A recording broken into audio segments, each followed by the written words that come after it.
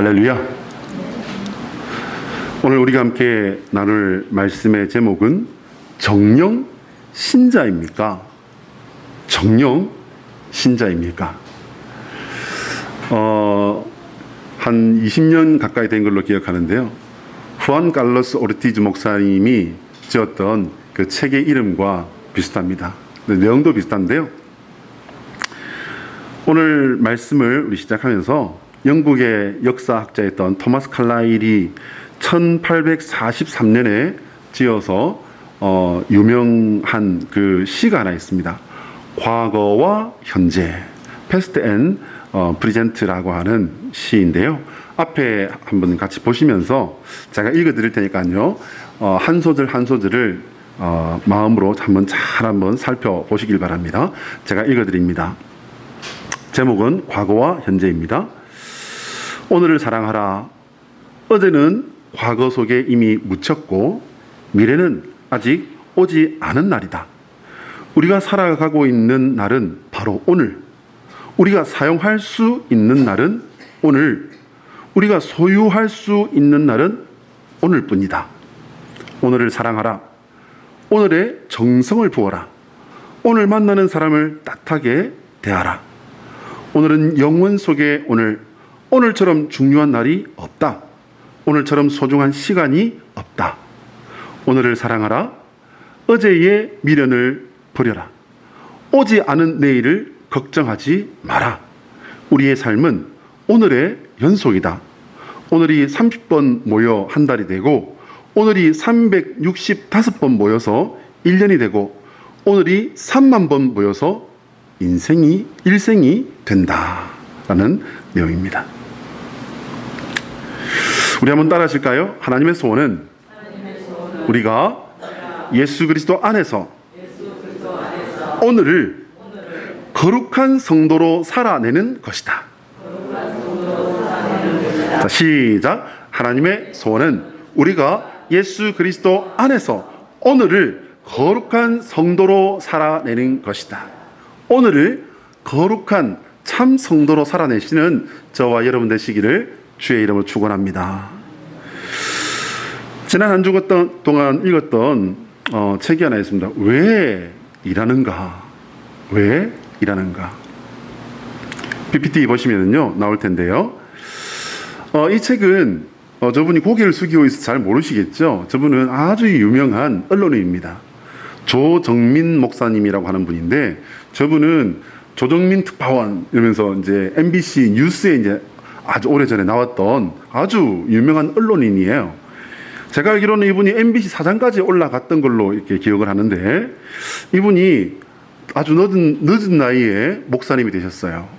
그리고 이제 여러 좋은 책을 또 쓰고 깊이 있는 말씀으로도 많은 성도에게 감화를 끼치고 있는 것으로 알고 있습니다. 이 책에서 조정민 목사님은 우리가 삶에 어떠한 큰 열매를 맺는다 할지라도 그는 사실 참된 가치도 그리고 내 것도 아니라는 겁니다. 진짜 삶을 살아내기 위해서 우리는 하나님 앞에서 내가 오늘을 어떤 사람으로 살 것인가를 고민해야 한다는 겁니다.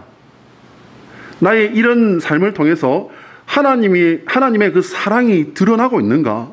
나의 이런 열심을 통해서 하나님께서 영광 받으시게 되는가? 이것을 생각하면서 삶 속에 최선을 다하는 성도가 되어야 한다는 거예요. 여러분, 그래서 이제 누구보다도 사회생활에서 큰 것을 이룬 적이 있었던 이 목사님이 하는 말입니다. 그러면서 하는 말은 뭐냐면, 믿는 사람은 안 믿는 사람보다 짐이 2배라는 거예요. 짐이 2배입니다. 믿는 사람으로 살아야 되죠. 안 믿는 사람들에게 돈이 되어야 되죠. 하나님께 영광 올려드리는 열매 있는 삶을 살아야 되죠. 그러니 누구보다도 열심히 살아야 되고 누구보다 잘 살아야 된다는 겁니다. 이것이 진짜 삶을 살아내는 바른 영성의 성도다라고 이렇게 이 책은 말하고 있습니다. 보통 사람들은 영성하면요, 신앙심이 아주 깊은 어떤 사람이 높은 신앙적인 수준에 이른 상태를 영성이라고 하는 거 아닌가? 이렇게 생각들을 합니다. 그러나 영성은요, 신앙의 삶을 사는 모든 사람이 알아야 되고 살아야 되는 게 영성입니다. 실제 믿음 그 자체를 영성이라고 하는 거예요. 여러분, 영성 밖에 존재하는 신자는요, 있을 수가 없어요. 교회 다닐 수 있습니다. 그러나 영성 없는 사람은요, 아직 신자 아닙니다. 영성은 나의 신앙적, 종교적 의지로 만들어지는 게 아니에요. 또한 이 영성이라는 것은요, 하나님께서 당신 혼자서 나는 아무 관심도 없는데 그냥 관심 없고 그냥 토라진 애처럼 그냥 쭉 늘어져 가지고 그냥 짜증이 있는 대로 나가지고서 그냥 쭉 늘어져 가지고 엄마가 가져가도 안 갑니다. 아빠가 가져가도 아빠가 일어나거라 해도 안 일어납니다. 그랬더니 어떻게 해요? 아빠가 번쩍 들어서 이렇게 안고 가잖아요. 그런데 영성은 그런 것도 아니란 말이에요. 영성은 나와 성령 하나님께서 오늘 내가 살아가는 시간의 분량 속에서 함께 씨름하는 것, 이게 영성입니다. 마치 창세기 32장에서 야복강가에서 야곱이 하나님의 천사와 밤새도록 씨름한, 목사님 그건 기도 아니에요? 맞습니다. 기도 맞습니다. 기도도요, 영성이 안 되는 사람은 기도하는 거 안 됩니다. 10초를 못 넘깁니다, 여러분. 야곱과 하나님의 사자가 밤새도록 씨름하던 것과 같은 바로 그런 것입니다. 우리 16절과 17절의 말씀을 같이 한번 읽어볼까요? 노란 글자 시작. 세월을 아끼라, 때가 악하니라. 그러므로 어리석은 자가 되지 말고 오직 주의 뜻이 무엇인가 이해하라. 질문입니다. 왜 바울은 세월을 아끼라고 했을까요? 자, 오늘 이 본문이 사실은 너무 유명하고 너무 좋다 보니까 사실 설교자로서는 이 맥을 잡는 자체가 굉장히 쉽지 않았습니다. 그래서 제가 참고한 것이 표준 세번역 성경이에요. 자, 표준 세번역 성경 한번 띄워주시겠습니까? 자, 제가 읽어드릴 테니까요, 한번 잘 들어주시기 바랍니다. 그러므로 여러분은 어떻게 살아가야 할지를 살피십시오. 지혜롭지 못한 사람처럼 살지 말고 지혜로운 사람답게 살아야 합니다. 세월을 아끼십시오. 때가 악합니다. 그러므로 어리석은 자가 되지 말고 주님의 뜻이 무엇인지를 깨달으십시오. 술에 취하지 마십시오. 거기에는 방탕함이 따릅니다. 성령의 충만함을 받으십시오. 자, 우리 16절은요, 우리가 너무 잘 알고 있는 유명한 성경 암송 구절입니다. 세월을 아끼라, 때가 악하니라. 뭔가 인생을 허비하고 있는 사람에게 세월을 아껴, 성경에도 있잖아, 때가 악하니까 세월을 아끼래잖아. 성경 잘 읽지 않는 분들도요, 이 말씀은 잘 알고 있을 만큼 이 본문은 너무 유명합니다. 그런데 이 세월을 아끼라라는 이 말은요, 헬라어로는 상점, 가게, 옛날 말로 전방에서 온 말입니다. 물건을 팔 수 있는 기회가 있을 때 그 기회를 절대 놓치지 말아라 라고 하는 그런 뜻입니다. 금방 지나가 버리는 특별한 기회를 어떤 희생과 대가를 치르더라도 놓치지 말라는 뜻이죠. 요즘은 그런 모습이 좀처럼 잘 보이지 않는 것으로 알고 있습니다만은, 이전에 여러분 제 말투가 어느 지방 말투 같아요? 부산 사나이 말투 아닙니까? 저는 부산에서 살았어요. 어릴 때 이렇게 이제 어머니랑 시장에 이제 간다고 자갈치나 국제시장이나 이런 데 가보면요, 제가 말씀드렸잖아요. 저희 어머니와 얽힌 그런 아주 뭐 고개를 들 수 없는 그런 놀라운 역사들을 말씀을 드렸는데요. 이렇게 부산에 있는 국제시장이나 자갈치 시장을 가보려 치면은 거기서 아주 흔하게 볼 수 있는 그런 장면들이 있었어요. 가게 앞을 이제 손님들이 이렇게 지나가면요, 그 손님을 잡는 직원들이 나와 있어요. 그리고는 그 직원이 그냥 지나가는 사람에게 들어보세요. 좋은 물건 있습니다. 좋은 옷이 있습니다. 생선 좋은 거 있습니다. 갓 들어온 좋은 물건이 있습니다. 그냥 이렇게 지나가는 사람들을 잡고 늘어집니다. 그러면서 흥정을 하죠. 마치 이 세상의 마지막 남은 손님이라도 되는 양 붙들고 흥정을 하다가요, 이게 서로 맞지 않으면 나중에 어떻게 해요? 싸움이 벌어집니다. 싸움이. 근데 놀라운 것은요, 우리 학원사님은 싸움도 못해요. 학원사님은 기본 얼마나 50%부터 깎고 들어갑니다. 그러니까 무서워서 기가 질려서 그러는지 이 드센 상인들도요, 싸우지도 못해요. 학원사님이 두 분 중에 어떤 분인지는 잘 모르겠습니다. 오늘 하나님께서는 사도 바울을 통해서 우리가 하나님의 뜻을 이런 열심과 간절함으로 찾고 따르라는 거예요. 여러분 말씀드렸죠? 마치 그 국제시장에는요, 자갈치 시장에는 사람이 밀려왔다 밀려갑니다. 그런데 사람을 하나 잡으면은 이 사람이 이 세상의 마지막 남은 손님이나 되는 것처럼 물고 늘어지는 거예요. 그냥 물고 늘어지는 거예요. 신약과 구약을 통틀어서요, 하나님의 뜻은 하나님과 사람의 사랑의 관계를 맺으며 함께 살아가는 거예요. 여러분 이거 어디서 봤는데, 이게 어디서 원래 있었던 모습이냐면요, 에덴 동산에서 원래 있었던 모습이 그거예요. 그리고 모든 삶의 크고 작은 모든 일을 하나님과 함께 풀고 함께 헤쳐나가는 것, 그게 하나님께서 원하시는 것입니다. 믿으시면 아멘? 내가 할 수 있는 건 내가 하고요, 하나님은 내 힘으로 안 되는 거 그거 해주시면 됩니다. 그겁니까 여러분? 만약에 그렇게 생각한다면요, 그거는 생각을 고쳐야 됩니다. 그거 신앙 아닙니다. 하나님을 어려운 일에 동원하는 해결 도구점으로 이용하는 것이지, 그거는 바른 신앙이 아니에요. 당장 고쳐야 됩니다. 큰일은 여러분, 큰일만으로 존재하는 게 아니잖아요. 큰일이 어디서부터 시작되죠? 큰일은 작은 일에서부터 시작이 됩니다. 큰일은 작은 일에서부터 시작이 되고 연결되어진 것이 대부분이지 않습니까? 하나님께서는 우리를 작은 일에서부터 안전하고 가장 좋은 결과로 인도해 주시는 분이라는 사실을 깨달으시기 바랍니다. 그 하나님과 늘 함께 하시기를 축복합니다. 이것을 믿고 따라가는 것이 뭐다? 바로 믿음이다. 여러분, 세월을 아끼라고 했습니다.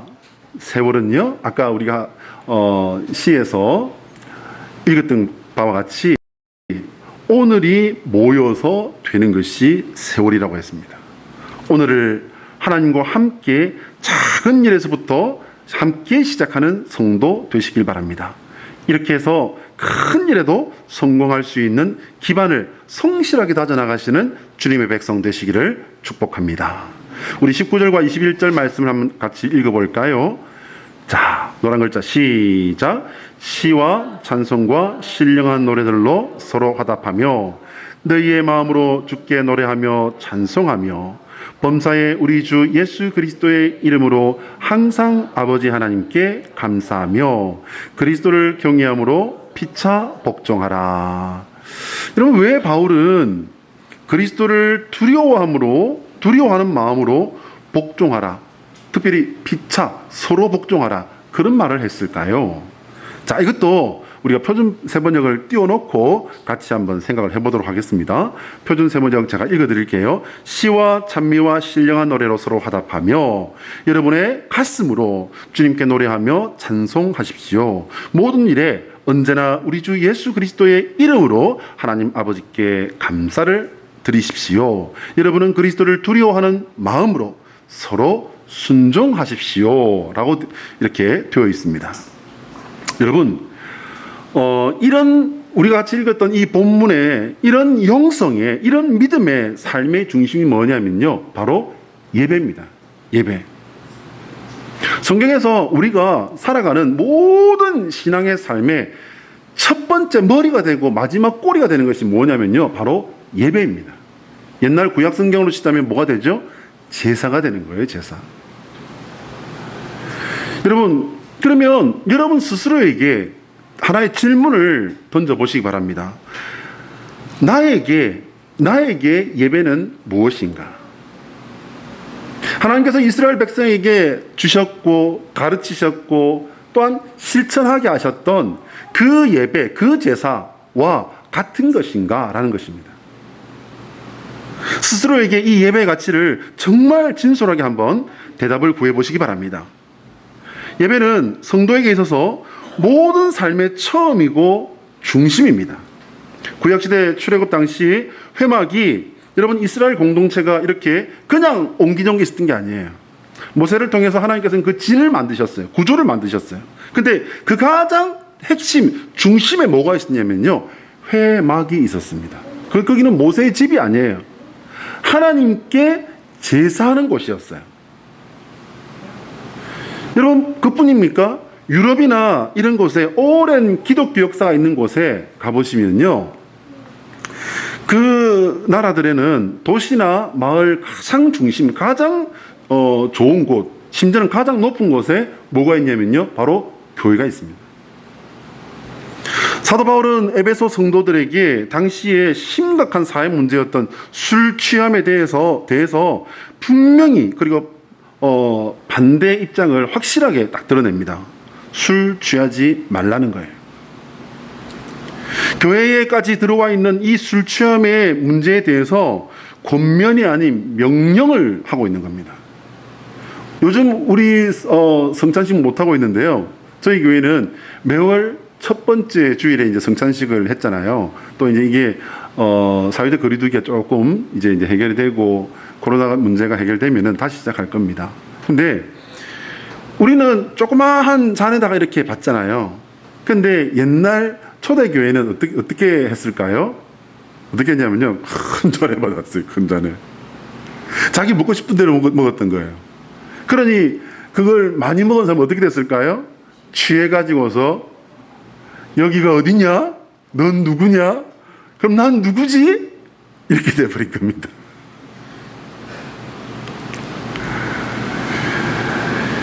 성도들에게 술에 취하지 말고 성령의 충만을 받으라고 술 취함 대신에 사도 바울이 딱 대체를 해야 될 걸 뭘로 명령하고 있다? 이건 여러분 권면이 아니에요. 명령이에요, 명령. 술 취하지 말고 뭘 받으라고요? 성령의 충만을 받으라. 여러분, 술 취해 보셨습니까?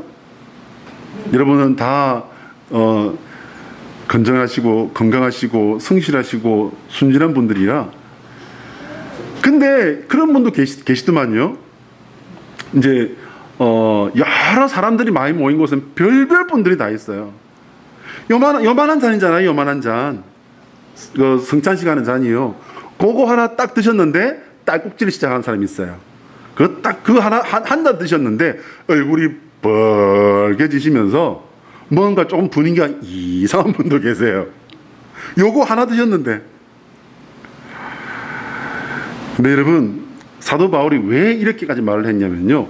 그 당시 사도 바울이 사역하던 그 당시에 교회에까지 술의 문제가 큰 문제가 되었던 거예요. 그래서 단호하게 명령합니다. 술 취하지 마라. 여러분, 술을 먹지 말라 말한 건 사실 아니에요. 그런데 한 잔이 두 잔이 되고 두 잔이 석 잔이 되고 한 잔이 나중에 뭐가 되죠? 한 병이 되고요. 한두 병이 나중에 뭐가 됩니까? 한 괴짝이 되죠. 그래서 처음에는 사람이 술을 마시는데 나중에는 술이 술을 마시고 그 다음에는요 마지막에는 술이 사람을 마시는 거. 이거 아닌 사람도 있습니까? 술을 시작하면요 처음에는 아니지만 대부분은 그렇게 가게 돼 있잖아요. 술에 취한 사람은 그 속에 삭은 고름이 터지듯이 상처와 불만과 원망과 미움을 토해냅니다.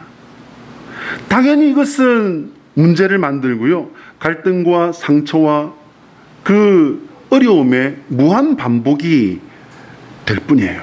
그러나 하나님의 뜻에 집중하며 성령의 충만을 받은 사람은요.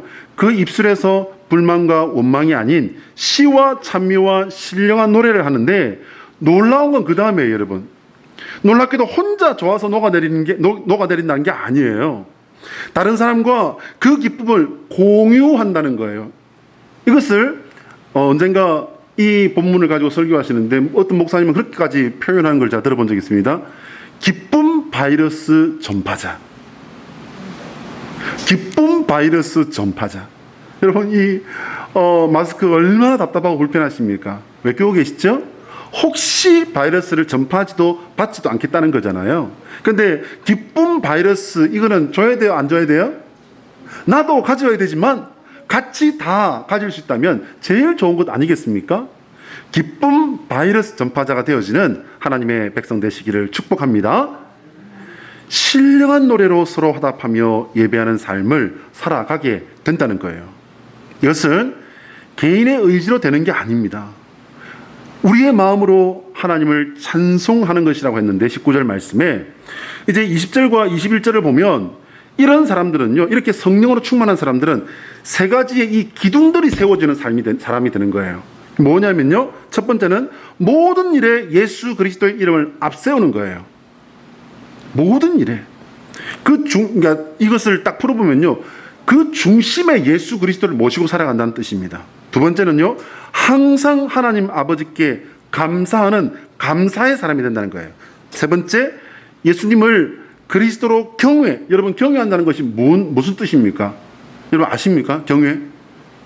경외가 무슨 뜻이냐면요, 두려워한다는 거예요. 존경한다는 거예요. 예수님을 두려워한다, 존경한다. 여러분 그런 성도가 된다는 겁니다. 근데 아까 제가 말씀드렸죠. 예수님을, 하나님을 사람들은 어떻게 한다고요? 내가 이거 해보니까 안 되는데 당신은 이거 해주면 됩니다. 이거만 해주면 당신은 하나님이고 이거 안 해주면 그것도 안 해주는 당신은 하나님일 수가 없어요. 사람들은 그렇게 하나님을 섬기는 게 아니고 하나님을 사용을 하면서 하나님을 믿는다라고 이야기를 하죠. 21절 마지막 부분에서 이런 성도가 되어서 이렇게 하나님을 중심에 모시고 감사하는 사람이 되고 그리스도를 경외하는 그런 성도가 되는데, 이런 성도에게 하나님은 의외의 요구를 하십니다. 그게 뭐냐면요, 그것은 공동체 안에서 이런 사람이 되어서 공동체 안에서 서로 복종하라는 거예요. 서로 복종하라는 겁니다. 그러면 이 공동체는 어디입니까 여러분? 교회입니까? 맞습니다. 근데 이 교회가 가정 그리고 교회 공동체, 가정 공동체, 교회 공동체 안에서 서로 복종하라는 겁니다. 저는 이 복종이라는 단어 때문에 한 이틀 정도를 제가 고민을 좀 했어요. 왜냐하면 여러 성경을 이렇게 비교를 하다 보니까 우리가 읽었던 이 표준세번역 성경에서 유일하게 다 복종이라고 되어 있는데 여기만 뭐 어떻게 되어 있냐면요, 순종이라고 되어 있는 거예요. 이상하다. 그래서 찾아봤습니다. 표준세번역에는 순종이라고 되어 있어요. 우리가 읽었던 개역개정 성경에는 복종이라고 되어 있어요. NIV 영어 성경에는 be subject라고 해서 복종하라라고 되어 있습니다. 헬라어 성경에는요, 히포타소라고 해서 복종하라라고 되어 있습니다. 복종하라는 거예요. 서로 복종하라는 거예요. 하나님을 섬기는 것처럼 서로 복종하라는 거예요. 하나님을 섬기기 때문에 서로 복종하라는 겁니다. 예수님을 나의 그리스도로 섬기기 때문에, 그분을 경외하기 때문에, 그분을 존경하기 때문에 서로 복종하라는 거예요. 알고 있는 바와 같이 여러분, 순종보다요 복종이 범위가 넓습니다. 순종은요, 마음에 맞을 때, 마음으로부터 달게 나올 때 하는 게 순종이에요. 그럼 복종은요, 복종은 내 마음과 내 생각과 안 맞을지라도, 마음에 맞지 않을지라도 어떻게 하는 겁니까? 억지로 따르는 게 복종이잖아요. 복종이냐 순종이냐 이것도 중요한데, 이거보다 더 중요한 게 뭐냐면요, 그 앞에 있는 거예요. 예수 그리스도를 경외하기 때문에, 그분을 존경하기 때문에, 그분을 섬기기 때문에 나를 접고 나 아닌 다른 사람을 용납하는 것, 그게 공동체를 살아가는 성도라는 것입니다. 예수님의 십자가는 여러분 순종일까요? 복종일까요? 예수님의 십자가는 순종일까요? 복종일까요? 요한복음 17장에 겟세마네의 기도가 나옵니다. 그 내용을 볼 때요, 순종보다는 복종이 가까워요. 예수님이 십자가를 지셨는데 순종보다는 복종에 가깝습니다. 그러면 억지로 했습니까? 아니요, 여러분. 예수님은 십자가를 완전히 이해하고 계셨기 때문에 중심에는 분명한 순종의 마음이 있었지만 수치와 고통에 대해서 아셨기 때문에 인간적인 부담으로 인해서 복종하신 거예요. 이스라엘 가본 사람은 다 압니다. 저는 가장 놀랐던 게 그거예요. 예루살렘 문에서부터 골고다 언덕까지의 거리가 멀다는 것도 참 이게 대단한 겁니다. 근데 그보다 더 놀랐던 게 뭐냐면요, 골고다라고 하는 그 언덕의 위치 때문에 저는 충격을 받았습니다. 정말 놀라운 게요, 예루살렘 시내 전체에서 골고다가 다 보여요. 거기다가 그 다 큰 남자를 홀랑 다 벗겨, 팬티도 안 입혀요, 여러분. 홀랑 다 벗겨가지고 십자가에다가 걸어놓는 거예요. 그러니 아무리 하나님의 뜻이지만 그게 얼마나 부담스러웠겠습니까? 자, 한번 따라합니다. 예수 그리스도의 십자가는 순종이 안 되면 복종이라도 해야 하는 성도의 길이다. 자, 시작. 예수 그리스도의 십자가는 순종이 안 되면 복종이라도 해야 하는 성도의 길이다. 사랑하는 여러분, 우리 주님 나라 가시는 그날까지 순종만 되는 일만 있겠습니까? 복종해야 되는 일에도 우리가 하나님의 뜻에 따르는 성도 되시기를 축복합니다. 시간이 좀 되었지만 제가 아까 말씀드렸던 그 책에서 은혜 받았던 예화가 하나 있어서 하나 나누고 말씀을 마치겠습니다. 선교사 짐 엘리엇이라고 하는 이의 그 순교 이야기는 아주 유명하다고 합니다. 휘튼 칼리지라고 하는, 지금 우리나라에도 아주 이 휘튼 칼리지는 유명합니다. 휘튼 칼리지를 졸업한 이 짐 엘리엇은 오랫동안 준비를 한 끝에 1952년 27 나이에 친구 4명, 그러니까 도합 5명이서 에콰도르라고 하는 나라에 선교사로 이제 파송이 됩니다. 그런데 복음을 제대로 전해보지도 못하고 1956년도에 원주민들에 의해서 무참하게 살해되어 버립니다. 5명 전원 다 죽습니다. 진짜 놀라운 건 뭐냐면요, 이 선교사들이 총을 가지고 있었다는 거예요. 그런데 원주민들에게 살해를 당한 순간에도 총은 사용되지 않았습니다. 왜냐? 우리가 예수님의 복음을 전해야 될 대상들인데 이 사람들이 나를 해친다고 해서 이들에게 총을 쏠 수는 없다. 이 총은 맹수를 위해서 준비한 것이지 저들을 위해 준비한 게 아니다.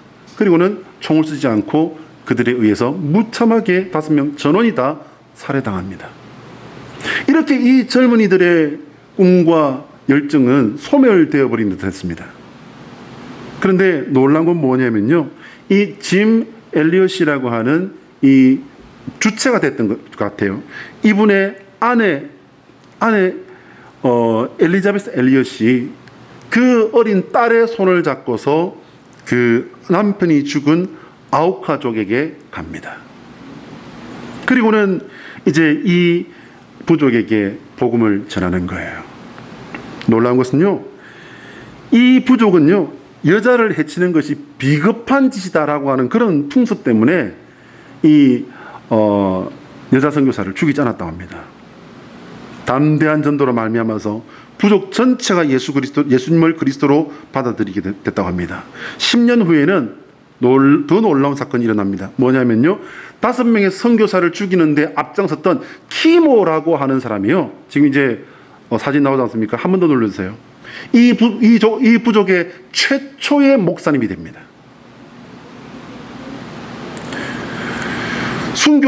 그 뒤에 이제 순교한 선교사들의 자녀 중에 2명이 아버지가 순교한 살해당한 그 강가에 와서 그 강에서 세례를 받습니다. 그리고 짐 엘리엇의 딸이 아우카족과 평생을 같이 생활했다라고 하는 유명한 이야기가, 이 이야기는요, 영화도 있고 책도 있고 심지어는 만화로까지 만들어져서 미국에서는 아주 유명한 그런 이야기입니다. 짐 엘리엇이라는 선교사는 30살도 채 못 돼서 젊은 나이로 죽음을 당했습니다. 그가 학교 다닐 때 쓴 일기장에 이런 글귀가 써 있다고 합니다. 영원한 것을 얻기 위해 영원하지 않은 것을 버리는 일은 결코 어리석은 선택이 아니다. 사랑하는 여러분, 오늘 저는 바탕화면에 시원한 폭포 사진을 하나 띄워봤습니다. 여러분, 이 폭포의 물들이 어디서 옵니까? 바위에 맺혀진 이끼들이 모이고 바위 틈 작은 실개천들이 흘러 모여서 이것이 작은 실개천이 되고, 실개천이 모여서 냇물이 되고, 이것이 폭포가 되고, 이 폭포가 강줄기를 이루고, 이 강줄기가 바다로 나가는 것 아니겠습니까? 작은 일에서부터 하나님의 뜻을 찾는 성도 되시기 바랍니다. 그래서 큰 일에서도 하나님의 뜻을 이뤄내는 하나님의 진짜 성도 되시기를 예수 그리스도의 이름으로 축복합니다. 기도하겠습니다.